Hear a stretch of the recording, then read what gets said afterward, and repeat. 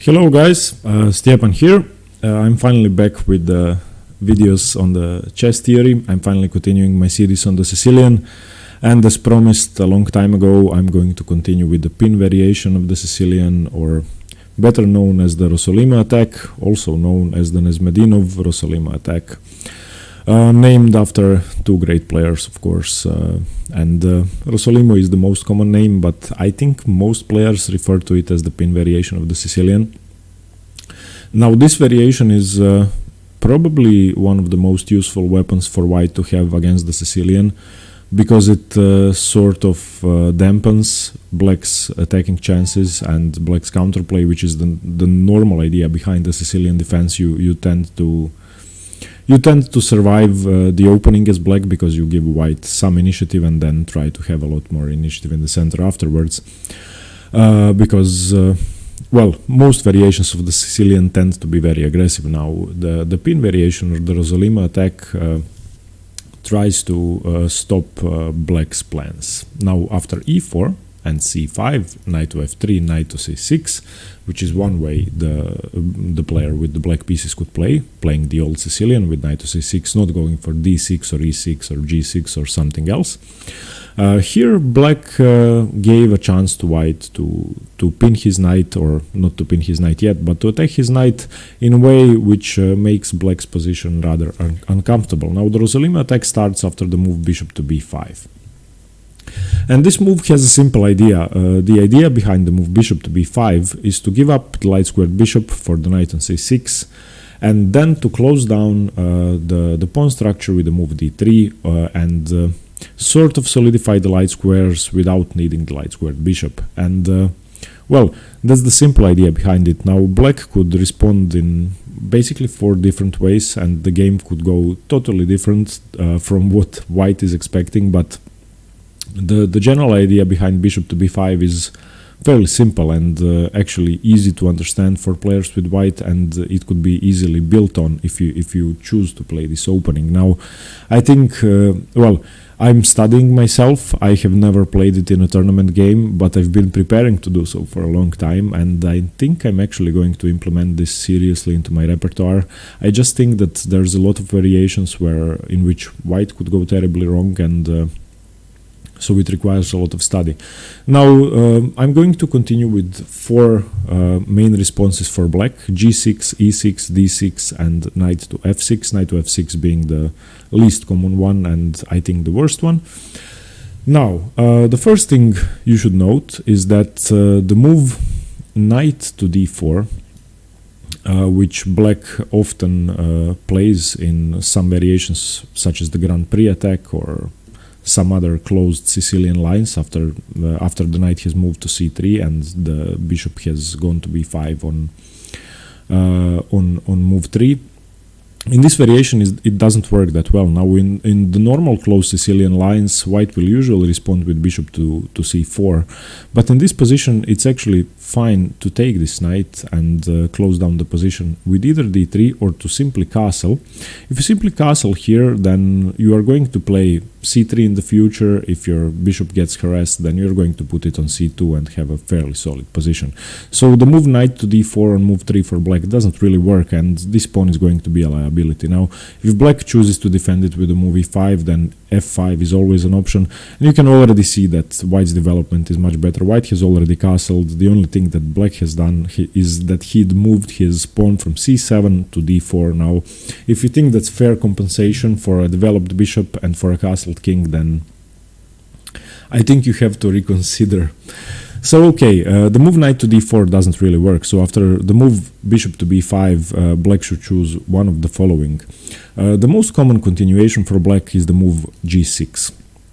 And this is a very logical response considering what white has done, and black is simply preparing to put a lot of pressure along the long diagonal and to have the dark squares. Now, since white has decided to give up the light squared bishop, that means that he is probably going to try to play the move d3, which leaves all of these squares much weaker than in other variations of the Sicilian.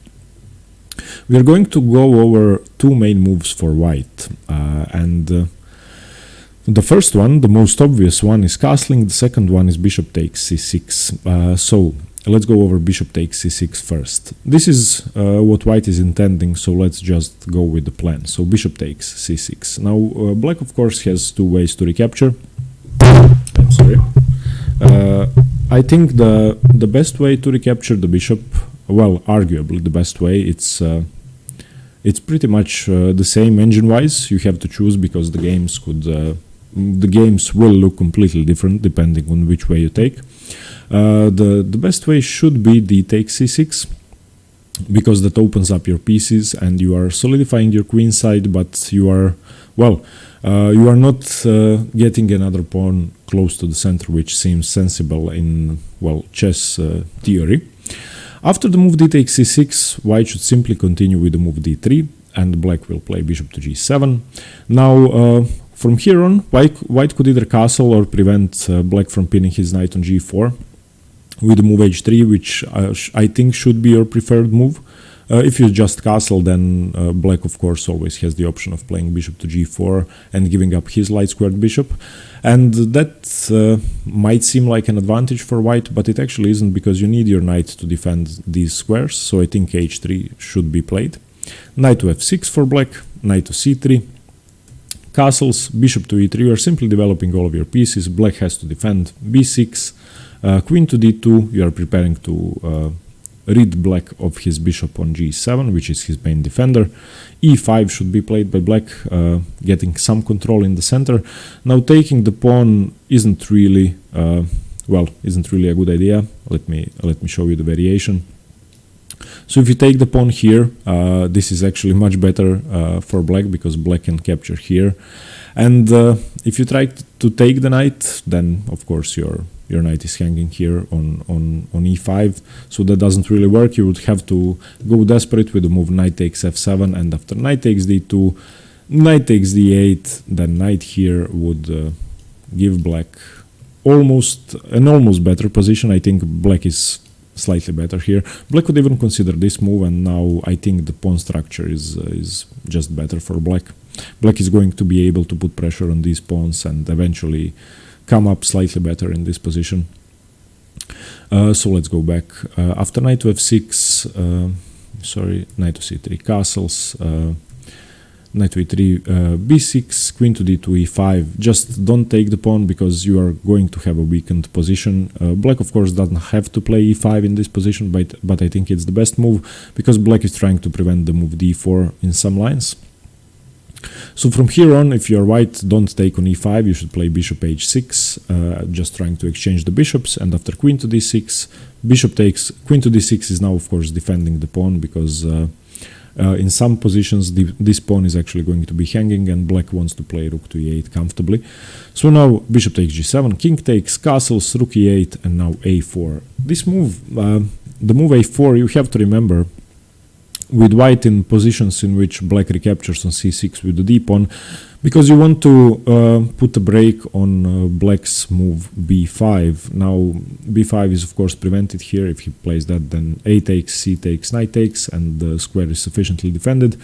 So I believe that the move a4 stops a lot of counterplay for black, and this is sort of the starting position of the opening, the end position of the opening, the start of the middle game.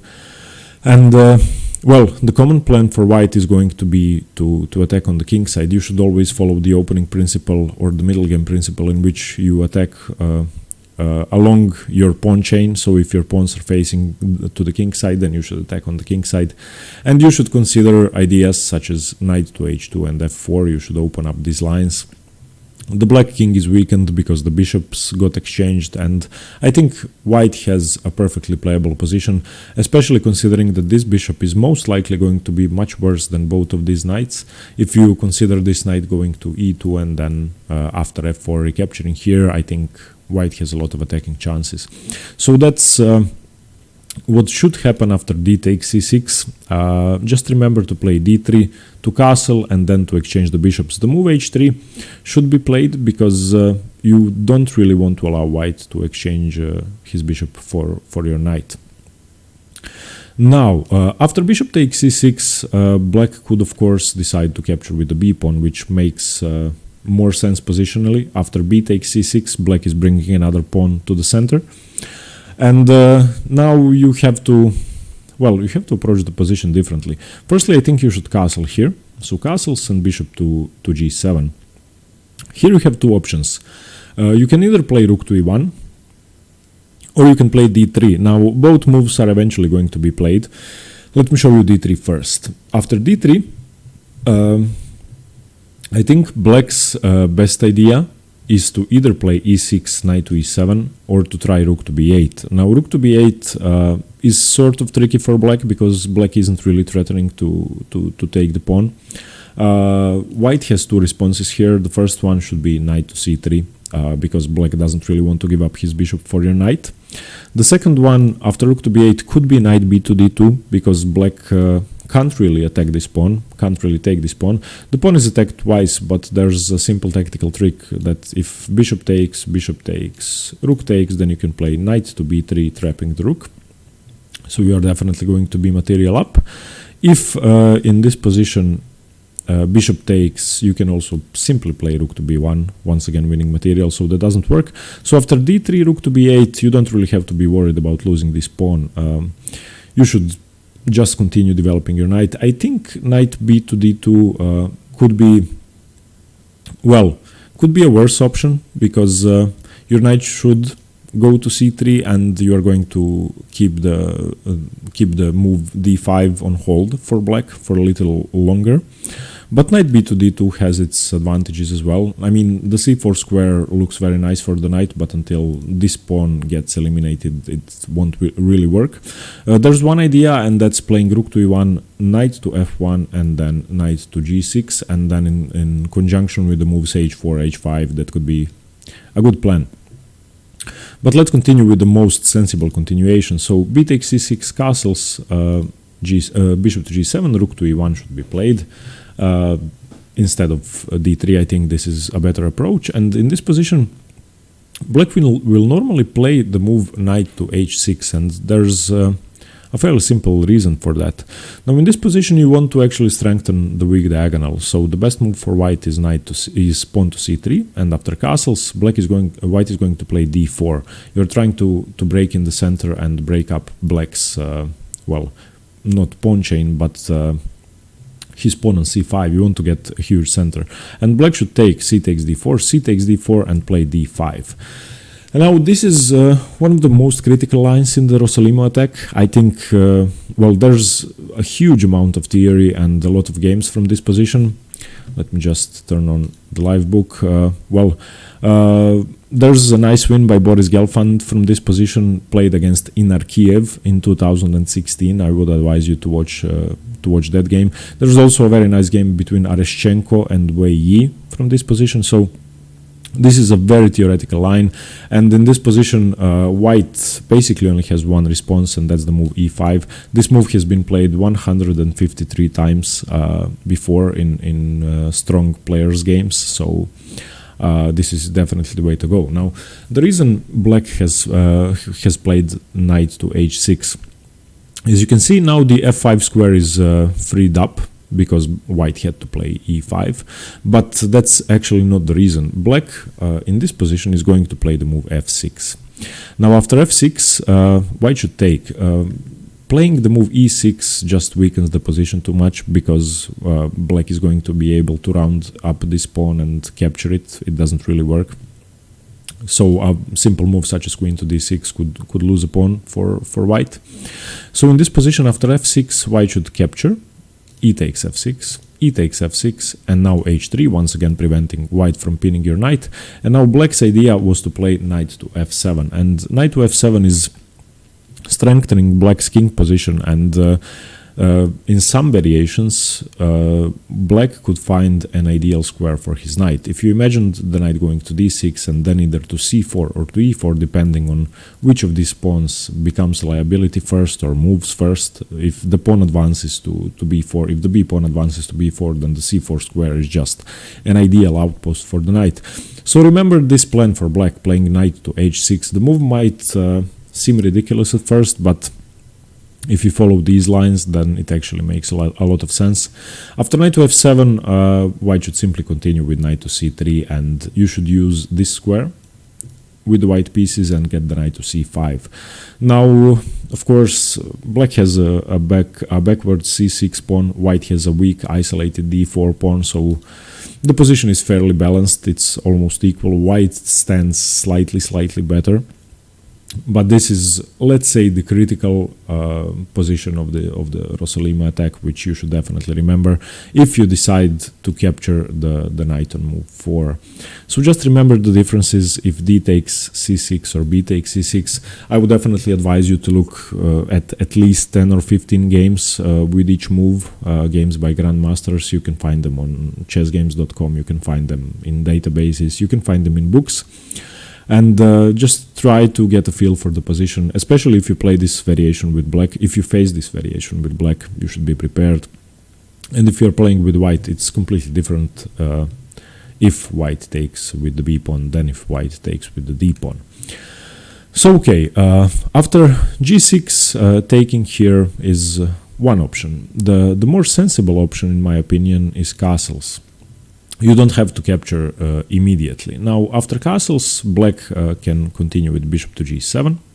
Once again, let me say that the move knight to d4 doesn't really work, because you can choose to play bishop to c4, but you can also take, once again, after c takes d4, c3, challenging the pawn. If black captures, you are going to capture with your knight and have a strong center. You are going to play d4 without any issues.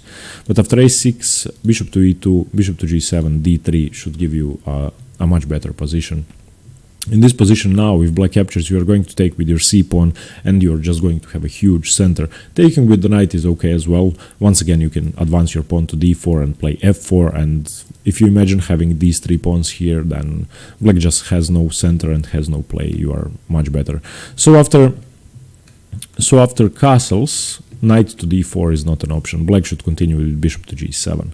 Here, white plays rook to e1. There's another move though. Rook to e1 is just the main move. Another idea after bishop to g7 is the move c3 immediately, with which you are just trying to get a broad pawn center immediately.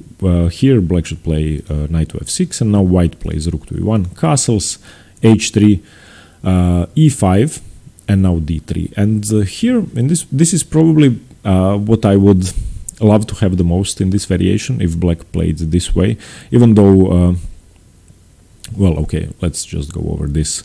So if you take here, I'm sorry, and this happens, and white takes here, this is actually not so good for white, because black can always play rook to e8 and just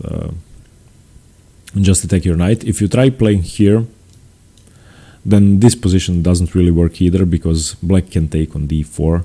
And now if you take here, then there's another issue. Now your queen is of course hanging, and you are just losing the game. So remember that you shouldn't really accept gifts in this position. So after e5, this pawn isn't really hanging. Let's go over that again. If you try to win the pawn with bishop takes c6, then d takes c6 opens up the queen, and well, your queen is basically undefended.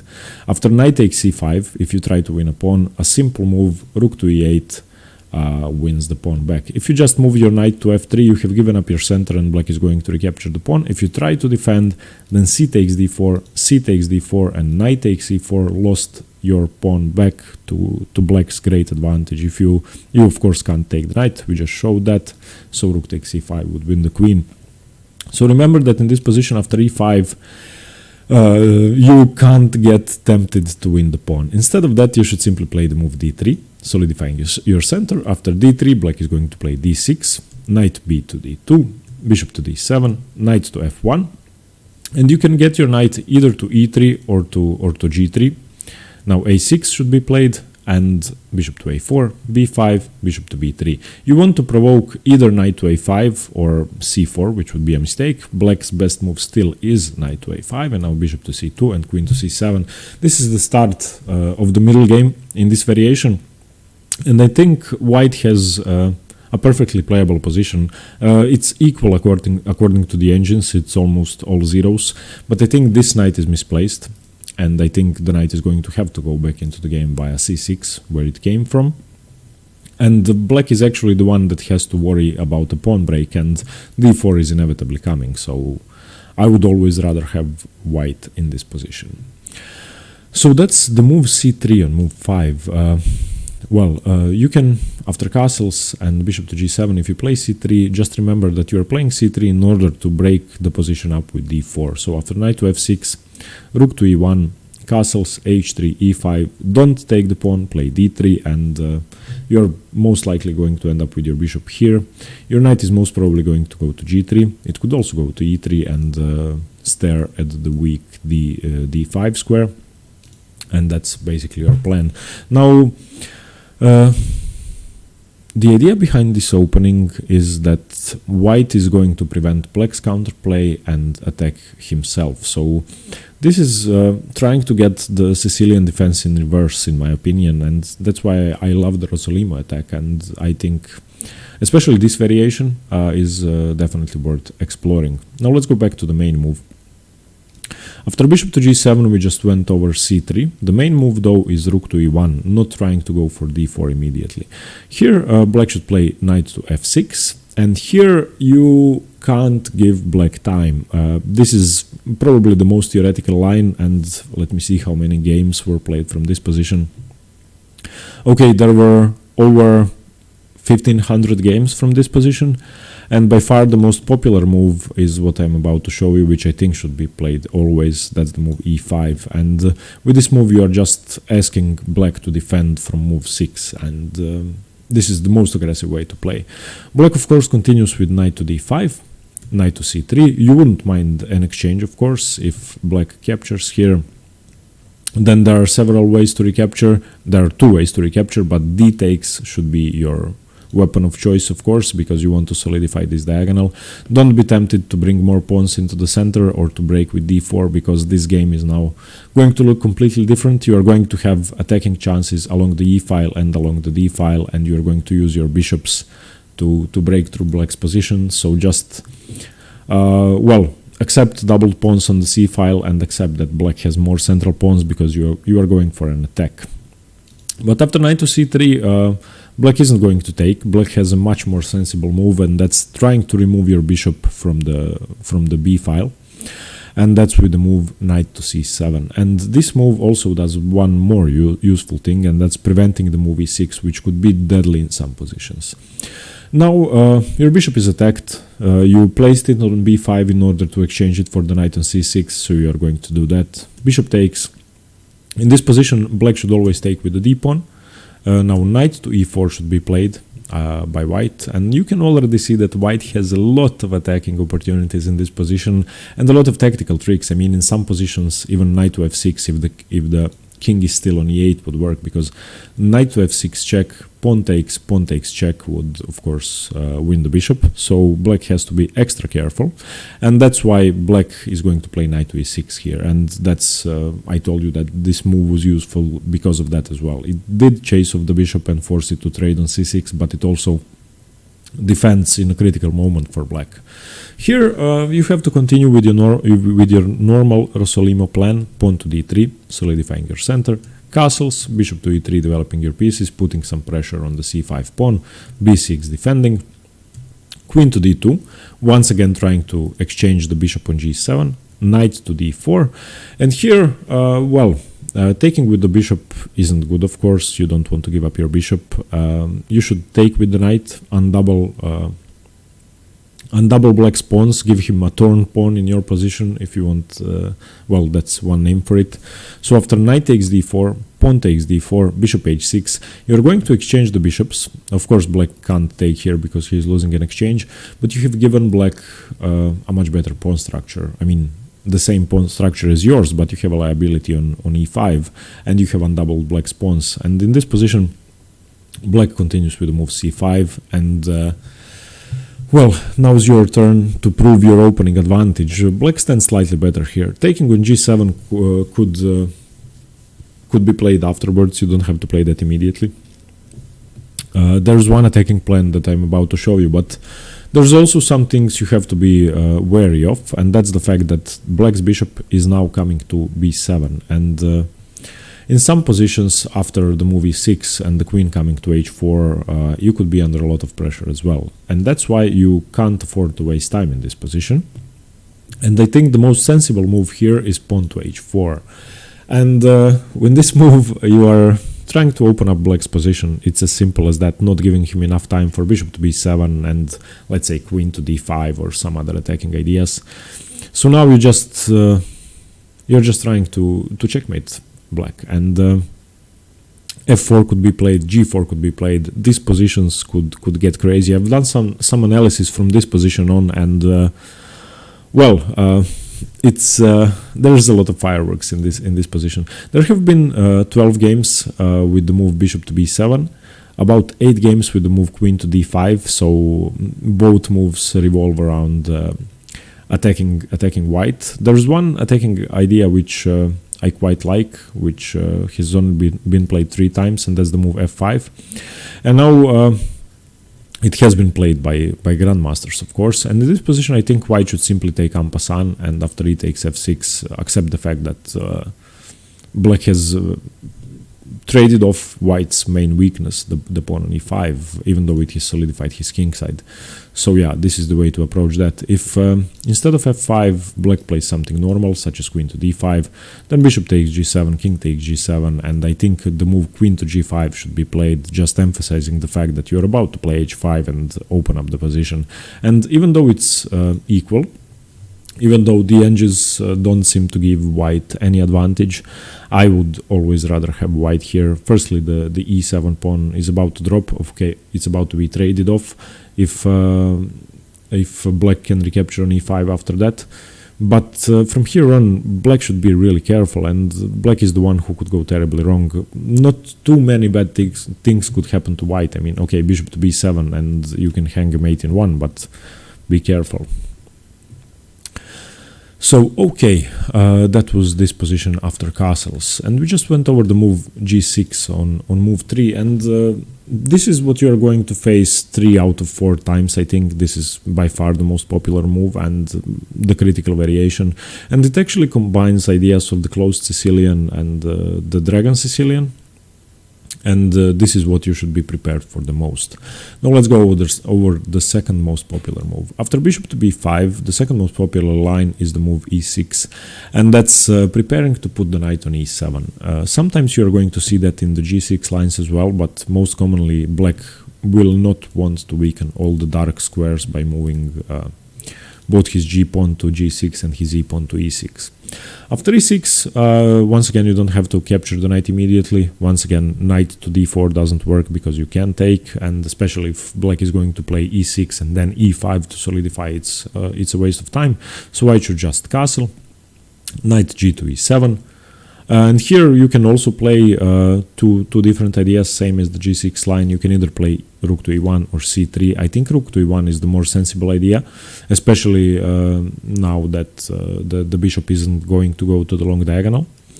After rook to e1, a6, chasing the bishop away. And in these lines, when the bishop has not gone to g7, you can save the bishop, and it's actually smarter to save the bishop in some positions, because the e6 pawn is naturally supporting the d5 break. So you can imagine if you take here, black is one move away from breaking in the center with d5 and having a huge central initiative, and that's why I think that after a6 you shouldn't give up your bishop.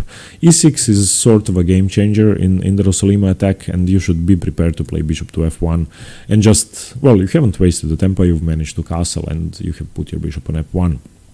So this is something you should definitely consider. Now the problem is that black can play d5 anyway. So now after d5, e takes d5, knight takes d5, well, you have given up your central control, but you have a very nice move to sort of challenge the center again, and that's d4. Now this position, this line with e6 and bishop f1 is another one in which you just can't afford to waste time. If instead of d4 you play something passive here, such as knight to c3, then black will stand slightly better. Now d4, knight to f6. black could of course take, but why should he? If you take on c5, then bishop takes c5 and black is perfectly fine. The knight belongs to f6, so why not? And now bishop to e3. And this is a position in which you don't have that many attacking chances. Black hasn't given up too much by playing g6 and bishop to g7. He actually sensibly developed his pieces in the center, so I think in this position it's much harder to attack the black king than in the g6 lines. But still, just remember this idea with pawn to d4, and remember that after a6 you shouldn't really give up your bishop in this line. You should play bishop to f1, and after d5 take, knight takes, and play d4. Bishop f1 and d4 are two critical moves which you should really remember, and remember the ideas behind them.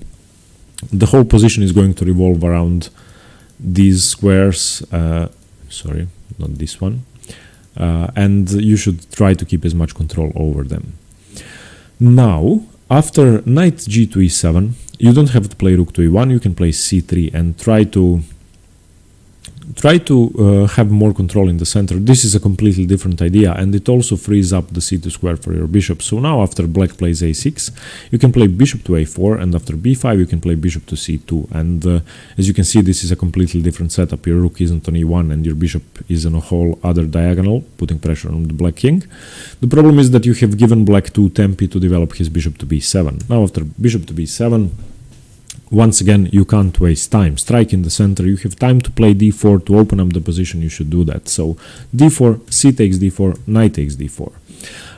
You can take with the c pawn as well. I just think that taking with the knight is better, and it has been played more times. If black ever takes, then you are going to recapture with the c pawn. Then you might be tempted to take with the c pawn immediately to free up this square, but black can play b4 anyway. So after knight takes d4, I think this is the best way to go, and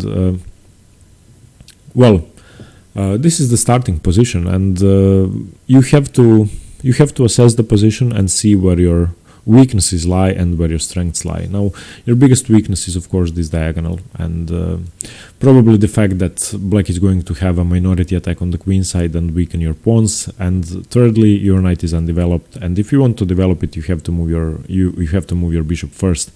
Now, on the other hand, black has to decide what to do with his bishop and what to do with his pieces. Now, I think the move d5 could work for black immediately. I'm not sure whether that's the best idea. Now, some players with black are going to play g6, bishop g7 anyway, which I think is a mistake. And you can also play knight to g6 and bishop to e7, which might also be okay. But I think d5 should be played, just trying to dissolve this e4 pawn and trying to get back some central control for black. Now, if you play d5 and white captures, then you are going to play knight takes d5 and your bishop is going to be open, so that has to be a good choice. So that's the move e6, which is actually it's not the most uncommon line. It's the secondly most played move in this position, but I think it's the most unique way for black to play this position. Now, the third way for black to play is the move d6, and the move d6 is actually, when I play the Sicilian and I face this, I play d6 because I would like white to capture my pawn, and I would recapture with the b pawn and just have d5 prepared. I can also play e5, and but this isn't really that challenging for white to face. I think it's just the simplest way for black to play, because there's not a lot of theory. Now, white doesn't have to recapture, of course. The knight is pinned. White is going to castle. Bishop to d7, unpinning. Now, taking here, I think, is a waste of time. You can wait for black to move the knight if he wishes to. You should play rook to e1, knight to f6, c3, a6, chasing the bishop away. And now, once again, taking perhaps isn't the wisest idea, because then the bishop is going to come to c6, and you are going to face a lot of pressure on the e4 pawn. I mean, okay, you want to play d3 in some positions anyway, but ideally you would like to play the move d4 without d3. So I think once again bishop to f1 should be the move you choose. Bishop to g4. You haven't played h3 as in the other lines, so now you are getting pinned, but you still have time for d4 because you played your pawn to c3. Now after e6, d5 should be played. This is It's a simple variation to learn because all the moves are basically forced and you don't have a lot of options, but positionally it's tough to play, especially the late middle games could be complicated, especially for black. I mean, I've faced this with black and my results weren't perfect. I have to work on these lines, but I usually play this with white, at least in blitz. I'm going to play it in tournament games as well. So now e6, preparing for the move d5 and d5.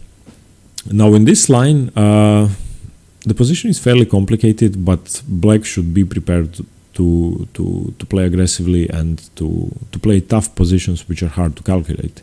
Now the best move here is knight to e5, and after knight b to e2, knight b to d2, defending your knight, bishop to e7.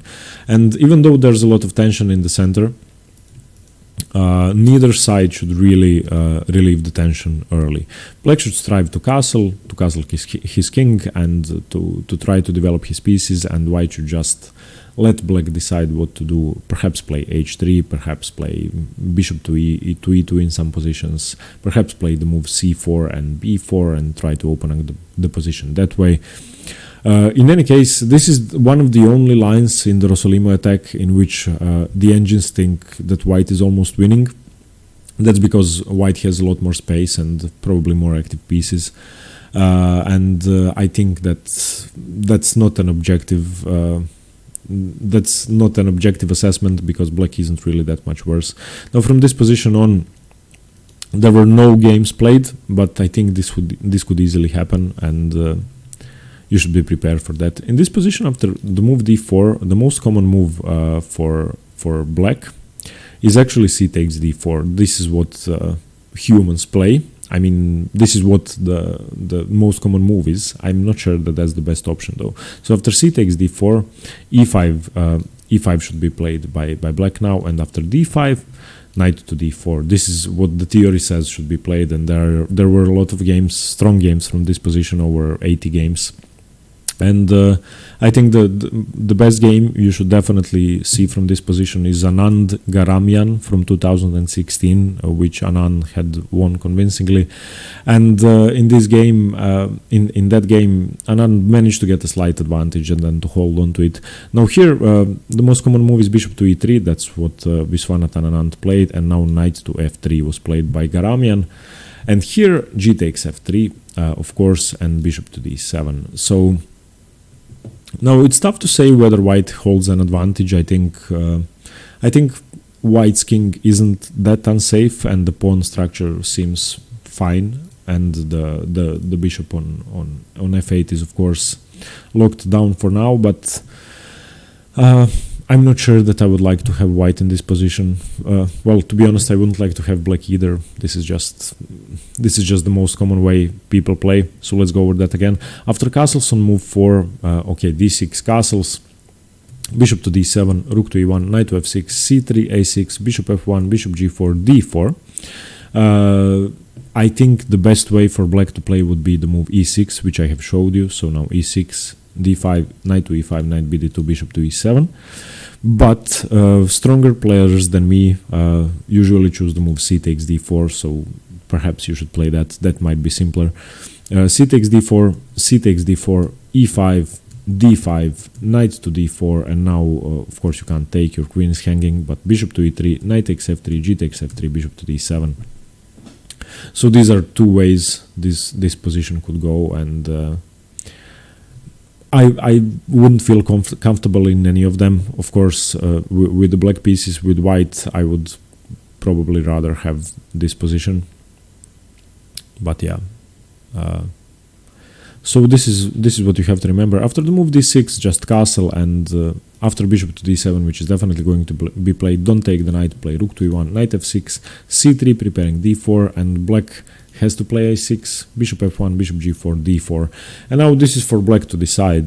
With the white pieces, you should be prepared for both e6 and c takes d4. And just remember the differences. Once again, Anand Garamian 2016, that should be the key game to study from this position and to learn from. Okay, let's go over the last good move for black on move 4. And that's the move knight to f6. Now, this might seem provocative, but e5 shouldn't really be played. You actually have time to play knight to c3 in this position, and black should play queen to c7 just to prepare to recapture on c6 with the queen. White castles, knight to d4 actually works in this position, and here rook to e1 should be played, giving up your bishop and gaining a tempo on the queen. This is probably one key move which you have to remember. Don't get scared, don't take the knight because you are going to lose your e-pawn. Just calmly play rook to e1, and after a6, bishop to e2. This is another hard move to find, but well, I think after the move d3, your bishop is actually more useful on e2. You could play, of course, bishop to f1, but bishop to e2 is just more precise. So after bishop to e2, black should play e5, and after bishop to c4, well, the move e5 gains some control in the center, but it leaves a gaping hole on the d5 square, so white is definitely about to use that. So play bishop to c4, losing a tempo now that the move b5 has given you a square on d5, and after bishop to e7 by black, d3 and d6. I think even though engines give this position as equal, I think white is positionally much stronger than black, and I would love to have white in this position. You just have a free square on d5, and black could try to challenge you, but if he does, that will give you enough time to play the move f4 and open up the lines, and I think it's just much simpler to attack with the white pieces here. I mean, just a sample continuation could be this. Let's say this happens. I think even allowing your pawns to be doubled here should be okay, because I mean, it's really hard for black to survive this position. I mean, you're going to play queen to g4. You are going to have a huge initiative. Okay, I know this was a lot of theory. Try to go over the video a few times if you didn't grasp it all. It's a tough opening to play. The Rossolimo attack is very complicated. If you play bishop to b5 with white, you have to be prepared for all four moves. If you play knight to c6 with black, then you basically have to prepare only one of these, but still it's a tough job. If you play the Sicilian and you play knight to c6 on move 2, I think the best way to prepare for bishop to b5 is to prepare one of these four moves. Probably the best one is g6 objectively. And if you play bishop to b5 with white, study all four of them. There's nothing else to do, I'm sorry. And I'm trying to do that at the moment. I plan to go deep into theory on all four moves, and I plan to make the Rossolimo attack one of my main weapons against knight c6 old Sicilians. Okay, everybody, I hope you got something from this video.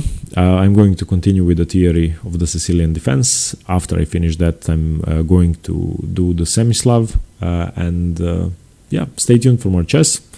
Let me know what you think in the comments below, and see you later. Bye bye. Thanks very much for watching. Bye.